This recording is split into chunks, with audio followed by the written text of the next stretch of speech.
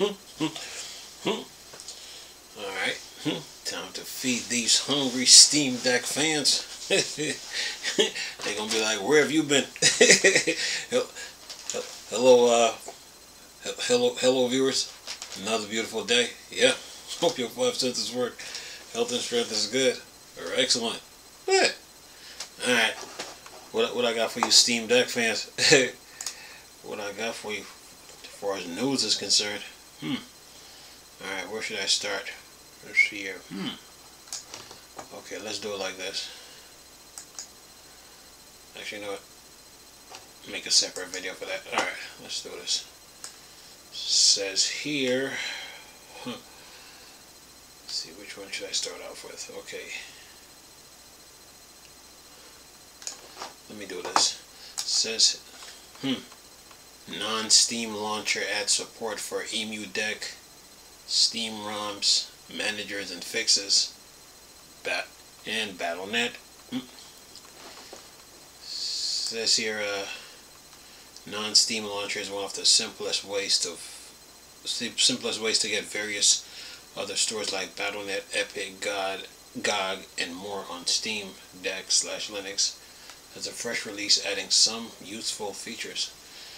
It's currently support the Amazon Game Launcher, Battle.net, EA App, Epic Games, GOG, Galaxy, Humble Games, Collection, Indie, Gala, Itch.co, Legacy Games, Rockstar Games, Launcher, Ubisoft Connect, Guild, PlayStation Plus, and also VK Play.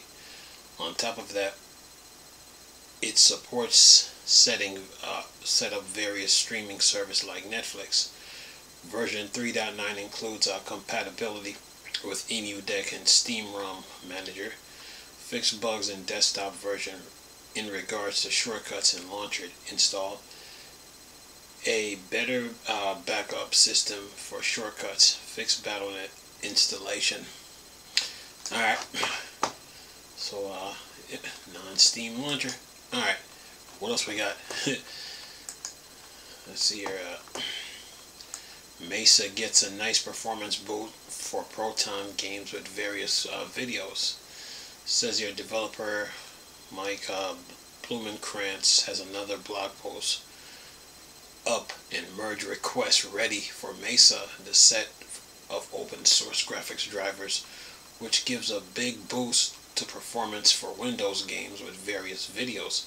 As noted in the blog post, the tests were done on BlazBlue Central Fiction, which has some issues. As Blumenkrantz noted, it's a DirectX game which embeds video files in Proton. Gstream is used to play those videos, while DXVK render games, but Gstream used OpenGL and the performance was not great. It says from the MESA merge request, that's only a few lines of change. It massively improves 100% read pixel perf in a number of cases, which should hopefully result in a smoother overall experience in games that do similar things with video on Linux Steam Deck with MESA. Alright, now next piece of news here. See what we got.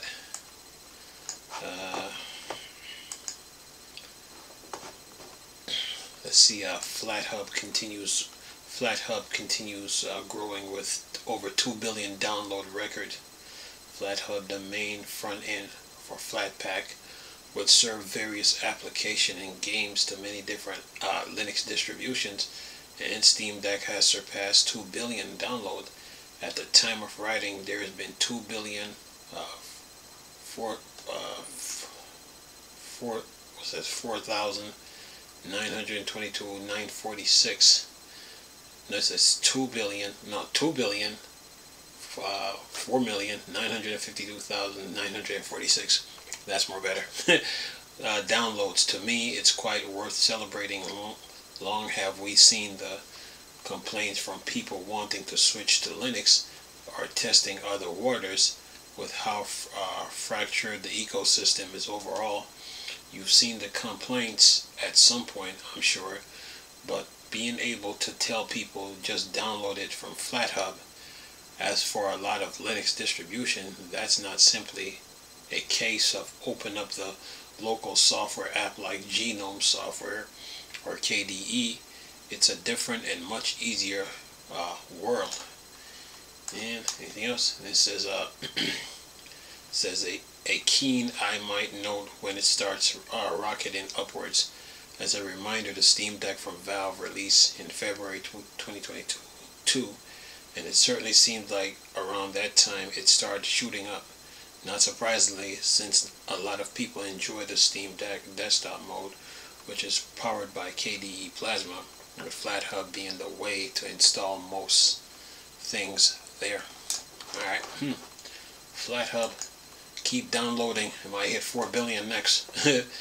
Anyway, what else we got on the gaming front? Oh, Warzone 2100 version 4.5.0 beta.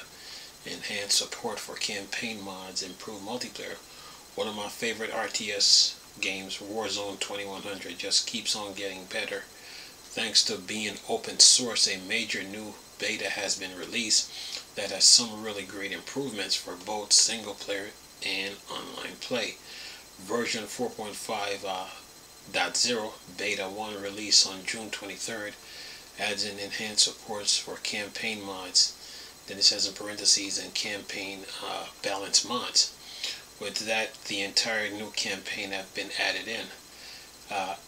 Add-on campaign Reclamation, a brand new campaign from Darwin with an original story takes place before the events of the main game, set out under the command of the renewed General Eamon Clyde, with the goal of laying the foundation of a new world. What possibly could go wrong? Add-on campaign Fractured, a brand new campaign from Darwin with its own self-contained story. After crash landing in the territory of a once powerful kingdom, you must navigate your way through the various factions fighting over what remains. Can you prevail against the odds, facing relentless foes, seeing the story to its end? There is also an in-game guide you can bring up anytime on a classic feature return with formation speed limiting. Then it says, for people who enjoy online play, there are several big improvements. There's two, including a new user interface for joining games there, advanced port mapping, so you can now use PCP, NAT, PMP, and UPnP to improve the ability to successfully host games. Hosts can kick stuck loading players and various bug fixes. Lots more similar changes in the change log. Alright, and it says, see more on the website. Now, keep pushing here. What else we got on the gaming front? Okay, keep moving. Alright, let's see here. What do we got? Say, rig the game in Pip My Dice Yahtzee roguelike experience by Ballethrow. Pimp My Ride is Pip My Dice. Anyway, a Yahtzee, a roguelike experience that's going to be a thing. A Focolab recently revealed Pip My Dice, and the idea does sound quite interesting. They're hoping in some way to replicate what Ballethrow did for poker, being directly inspired by giving you the ability to customize dice, use them together, powerful relics, source and climb leaderboards. Okay. Alright. And this is for as a developer say, although very easy to learn, playable with any mouse, you can understand the symbiosis between the different elements of the game. You need to take your time to evaluate what dice you should roll and the best combination, giving you endless replayability. Okay, you can follow this game on Steam. It says 15 different modifiers, 100 plus relics, 10 different boss defeats, Level up your combination, select from 10 different starting decks, climb the leaderboard with seeded or random runs. Alright, what's next? Let's see, slow down a bit and go collecting some Cameru or Frog Refuge. Cameru or Frog Refuge is another wonderful game built with Go.Engine for gamers who prefer things a whole lot more chilled. Developed by Humble Reed, published by Armor Game Studio. My key was provided by Stride APR. Here you play as a Cleo, a young woman who decides to take a break from their boring day-to-day modern life to connect with an old friend, Axel, who shares your love for frogs with your friends. Help you begin to build up sanctuary for frogs, restore the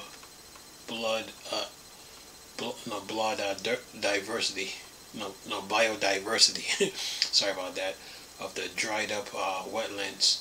This is much more a creature collector, as it's a little farming game, nothing like Stardew Valley though. It even more laid back and chilled.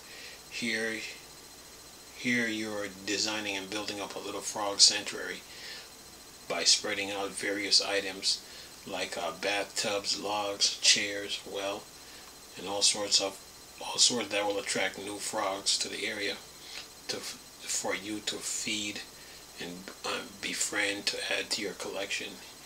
You can even take a few snaps of them with your camera to add to your book. Alright, and yeah, this game is available with native Linux support on Steam. Alright, now what's the next piece? Next piece of news here. What do we got? yeah, I got you guys covered, man. Says here, alright, let's see here, Steam Deck LCD 64 gig and 512 gigabyte model discounted until July 11th. If you're still somehow on the fence about buying a Steam Deck, here's a good chance for you to get one cheaper, as Valve given two models a discount with the introduction of the Steam Deck OLED in November 2023.